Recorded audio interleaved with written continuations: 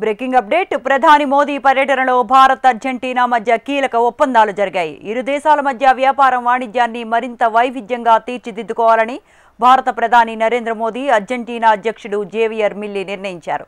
Argentina రాజధాని బూనస్ ఎయిర్స్లో సమావేశమైన Modi milli ద్వైపాక్షిక అంశాలపై విస్తృతంగా చర్చించారు.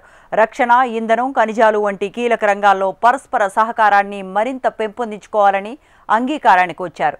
రెండు దేశాల మధ్య రక్షణ రంగంలో సహకారాన్ని మరింత ముందుకు తీసుకువెళ్లాలని నిర్ణయించారు.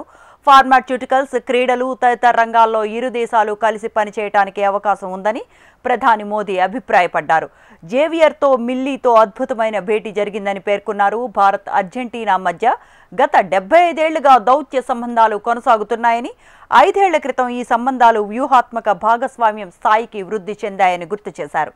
రాబోయే రోజుల్లో ఇరు దేశాల ఉమ్మడి ప్రయాణం మరింతగా అర్థవంతంగా, ప్రగతిశీలకంగా సాగుతుందని ఆశాభావం వ్యక్తం చేశారు.